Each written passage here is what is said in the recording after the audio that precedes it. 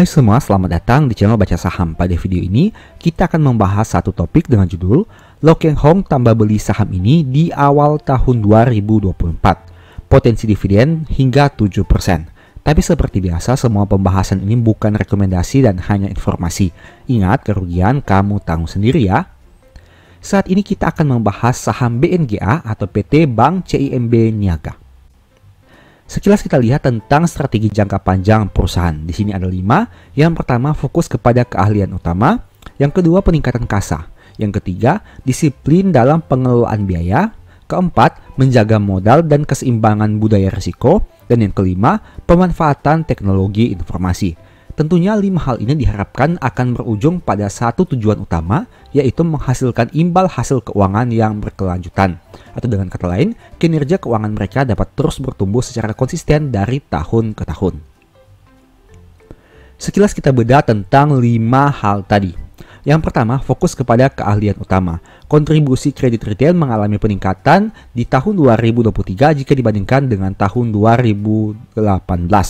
Pilar kedua, peningkatan kasa. Rasio kasa perusahaan meningkat dari 52,6 menjadi 66,7%. Itu artinya dana murah perusahaan semakin banyak dan berarti diharapkan beban bunganya semakin berkurang.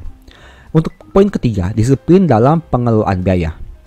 Rasio CIR-nya mengalami penurunan dari 50,2% menjadi 44,2%. Yang diharapkan biayanya semakin dapat efisien. Untuk pilar keempat yang pertama, penjagaan modal. Rasio CAR atau kecukupan modalnya mengalami peningkatan dari 19,7 menjadi 23,8%.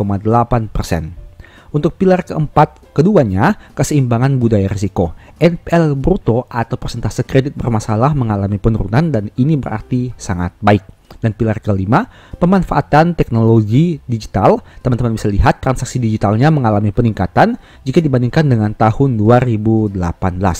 Disimpulkan bahwa dari 5 hal ini perusahaan berkomitmen untuk menjalankannya dalam jangka panjang dan kita bisa lihat hasilnya hingga saat video ini dibuat. Berikutnya kita lihat dari aspek peningkatan ROE dan rasio pembayaran dividen. Teman-teman bisa lihat bahwa hingga September tahun 2023 ROE perusahaan terus mengalami peningkatan bahkan menjadi yang terbaik dalam beberapa tahun terakhir. Untuk rasio pembayaran dividen juga dalam 3 tahun terakhir ini, kamu bisa lihat bahwa perusahaan berkomitmen untuk membagi rasio dividen atau payout rasionya di angka 60%. Angka ini bisa dikatakan menjadi yang tertinggi dalam beberapa tahun terakhir. Begitu juga dengan dividen per share-nya atau dividen per saham. Dari tahun 2018 hingga tahun 2023, kenaikan DPS BNGA bisa dikatakan sangat signifikan dan CAGR-nya mencapai 39%, peningkatan yang sangat luar biasa untuk saham sekelas BNGA ini. Nah, sekarang kita akan bahas beberapa pertanyaan di public expose-nya. Pertanyaan pertama, untuk rasio payout-nya apakah akan tetap dipertahankan di angka 60% dan apakah BNGA meningkatkan competitive advantage-nya untuk melawan Big Four Bank, dengan kata lain Mandiri, BRI, BCA maupun BNI. Perusahaan menjawab seperti ini. Perusahaan tidak memposisikan diri untuk bersaing head-to-head dengan Big Four Bank, mengingat perbedaan ukuran, misalnya dari sisi total aset yang terpaut jauh. Tapi mereka juga fokus kepada competitive advantage yang mereka miliki. Nah, untuk rasio pembayaran dividen yaitu 60% dari laba bersih bank only akan tetap dipertahankan. Ini merupakan hal positif kepada pemegang sahamnya, karena di tahun 2024 ini kemungkinan perusahaan akan membagikan dividen dengan payout rasio yang sama. Tapi untuk informasi resminya, kita akan ketahui saat RUPS nanti. Dengan kata lain, hal ini belum pasti. Bisa saja benar, bisa juga salah. Sekarang kita proyeksikan bagaimana jika payout rasionya sama. Kamu bisa lihat di sini bahwa EPS perusahaan mengalami peningkatan sekitar 28,36% di tahun 2023 jika dibandingkan dengan tahun sebelumnya. Nah, itu berarti dividen per share-nya diharapkan akan naik sekitar 28,36% hingga menjadi 147,82 di tahun 2024 ini yang akan dibagikan. Nah, dengan asumsi harga saham 1985, itu artinya dividen yield berpotensi naik hingga 7,4%. Tapi sekali lagi, dengan catatan payout rasionya sama di angka 60%. Nah, menariknya BNGA merupakan saham yang konsisten membagi dividen setidaknya sejak tahun 2018. Tapi apabila teman-teman menarik ulur ke belakang, maka akan diketahui bahwa sebenarnya dulunya saham ini tidak konsisten membagi dividen. Kamu bisa lihat bahwa sebelum tahun 2018 BNGA membagi dividen di tahun 2011, kemudian di tahun 2008 dan seterusnya. Itu artinya sebelum tahun 2018 BNGA sebenarnya belum bisa dikatakan konsisten membagi dividen. Barulah setelah di atas tahun 2018 saham ini konsisten membagi dividen setiap tahun dan dengan dividen per share yang terus meningkat. Bahkan peningkatannya sangat signifikan. Bayangkan, dari Rp23,89 di tahun 2018, di tahun 2023 sudah menjadi Rp115,16. Kenaikan yang sangat luar biasa. Sebagai informasi, berdasarkan data yang saya dapatkan, saham ini bahkan pernah membagi dividen di tahun 1992. Pertanyaan kedua di Public Expose, apakah ada rencana buka cabang di kota-kota kecil? Bagaimana CIMB Niaga menaikkan customer base dari kota-kota kecil? Perusahaan menjawab seperti ini. Salah satu strategi jangka panjang CIMB Niaga untuk meningkatkan pertumbuhan jumlah nasabah adalah fokus pada pertumbuhan di kota-kota tier 2, di mana pangsa pasar bank masih relatif kecil. Namun, strategi tersebut tidak dilakukan dengan membuka cabang-cabang baru, namun dengan menjalankan strategi dan berbagai inisiatif yang komprehensif untuk memberikan layanan yang memberikan nilai tambah untuk nasabah baik individual maupun komunitas di kota-kota tersebut. Nah, itu berarti teman-teman bisa lihat di sini bahwa perusahaan ini masih fokus kepada biaya yang harus mereka keluarkan jika akan membuka cabang-cabang di kota-kota yang baru. Karena tentu apabila membuka cabang otomatis akan ada biaya baru yang mereka keluarkan. Tapi menurut saya hal ini bisa dikatakan cukup baik karena perusahaan mempertimbangkan efisiensi biaya agar pendapatannya atau net income-nya bisa semakin bertambah dari waktu ke waktu. Dan tentunya apabila customer base perusahaan ini bisa bertambah tanpa membuka cabang baru, hal itu akan jauh lebih baik karena tentunya efisiensi biaya akan semakin baik dibandingkan mereka harus membuka cabang yang baru dan mengeluarkan sejumlah biaya yang cukup besar. Pertanyaan berikutnya, apakah ada rencana akuisisi bank kecil untuk dijadikan bank syariah? Jawaban dari perusahaan seperti ini. CIMB Niaga belum memiliki rencana untuk melakukan akuisisi bank kecil untuk dikonversi menjadi bank syariah.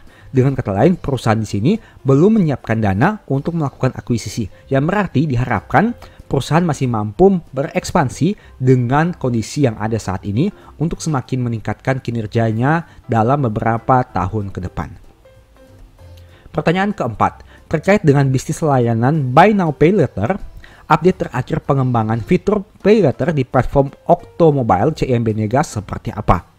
Perusahaan menjawab seperti ini, produk BNPL masih dalam proses pengembangan yang berarti belum bisa kita lihat saat ini.